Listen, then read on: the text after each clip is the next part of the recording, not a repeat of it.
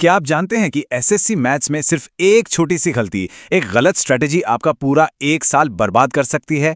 आज हम मैथ्स के इसी नए पैटर्न को डिकोड करने वाले हैं, जो आपका सिलेक्शन पक्का करेगा। मैं हूं हेमंत, चलिए शुरू करते हैं।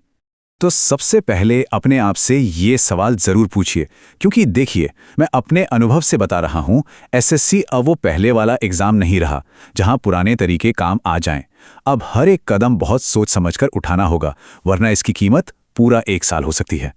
जरा इस नंबर को देखिए, सिर्फ आधा नंबर 0.5, यही वो फासला है जो एक सिलेक्टेड कैंडिडेट और एक रिजेक्टेड कैंडिडेट के बीच होता है। जब फाइनल लिस्ट में सिर्फ इतने से नंबर से नाम रह जाता है ना, तो सोचिए, एक साल की पूरी मेहनत पर पानी फिर जाता है।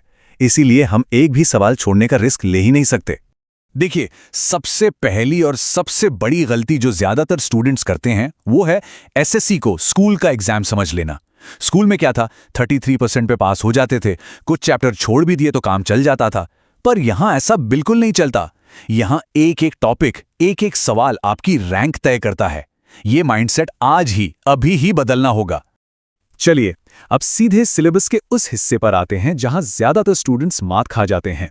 एसएससी मैथ्स को हम मोटे तौर पर दो हिस्सों में बांट सकते हैं। एक है अरिथमेटिक और दूसरा है एडवांस्ड मैथ्स। और यकीन मानिए, सारा खेल यहीं छिपा है। पिछले कुछ सालों का ट्रेंड देखिए, एग्जामिनर ने धीरे धीरे एडवांस्ड मैथ्स का वेटेज लगातार बढ़ाया है। कई शिफ्ट्स में तो ऐसा भी हुआ है कि अरिथमेटिक से ज्यादा सवाल एडवांस्ड मैथ्स से आए हैं। लेकिन मजे की बात क्या है कि स्टूडेंट्स आज भी एडवांस्ड मैथ्स से डरते हैं और उसे छोड़ने की सोचते हैं। ये वो 4 टॉपिक्स हैं जिन्हें मैं सिलेक्शन डिसाइडिंग टॉपिक्स कहता हूं: ज्योमेट्री, ट्रिग्नोमेट्री, अलजेब्रा और मेंसुरेशन। इनसे डरना या इन्हें ऑप्शन में छोड़ना मतलब सीधा सीधा अपने पैर पर कुल्हाड़ी मारना। ये अब आपके लिए नॉन नेगोशिएबल है, मतलब इन्हें करना ही करना है, कोई दूसरा ऑप्शन नहीं है। लेकिन रुकिए, कहानी यहीं खत्म नहीं होती। टीसीएस के आने के बाद एग्जामिनर ने कुछ और नए गेम चेंजर टॉपिक्स को सिलेबस में शामिल कर दिया है, जिनके बारे में ज्यादातर स्टूडेंट्स को अभी भी ठीक से पता नहीं है।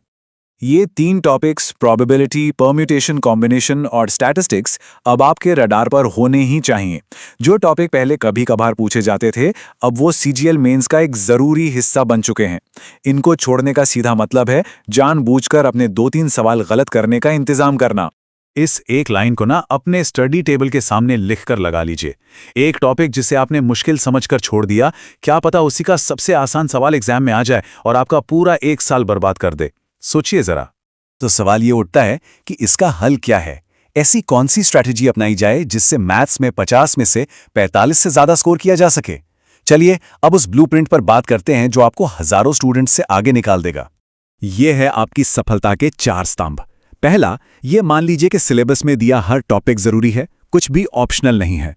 दूसरा, एडवांस्ड मैथ्स को बराबर की, बल्कि मैं तो कहूंगा कि थोड़ी ज्यादा इज्जत दो। तीसरा, रोज कम से कम 10 क्वालिटी सवाल लगाओ, सिर्फ गिनती पूरी नहीं करनी है। और चौथा और सबसे जरूरी, जो टॉपिक सबसे मुश्किल लगता है ना, तैयारी उसी से शुरू करो, उसे बाद के लिए मत छोड़ो।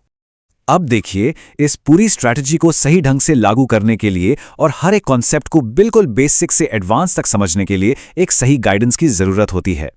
अगर आप एसएससी की सीरियस तैयारी कर रहे हैं तो जीएस विद हेमंत चैनल को सब्सक्राइब जरूर करें, क्योंकि यहां आपको सिर्फ और सिर्फ एग्जाम ओरिएंटेड कंटेंट ही मिलेगा। तो अब फैसला आपके हाथ में है।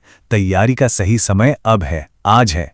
ज्यादातर स्टूडेंट्स यही गलती करते हैं, वो नोटिफिकेशन का इंतजार करते रहते हैं, लेकिन आपको वो गलती दोहरानी नहीं है। ये बात हमेशा याद रखना, जब बाकी लोग मार्च अप्रैल में नींद से जागेंगे, तब वो घबराहट में सिलेक्शन से दूर भाग रहे होंगे। लेकिन आप आज जाग चुके हैं, तो आपके पास सिलेक्शन की तरफ भागने का, उसे हासिल करने का पूरा मौका है। आपकी तैयारी असल में इसी पल से शुरू हो चुकी है। तो अब चुनाव आपका है, आप किस तरह दौड़ना चाहेंगे। अगर ये विश्लेषण पसंद आया हो तो इसे लाइक और शेयर जरूर करें, ताकि ये स्ट्रैटेजी और स्टूडेंट्स तक भी पहुंचे। क्लास की पीडीएफ और सभी अपडेट्स के लिए डिस्क्रिप्शन में दिए गए टेलीग्राम चैनल को जरूर ज्वाइन कर लें। मिलते हैं अगली क्लास में।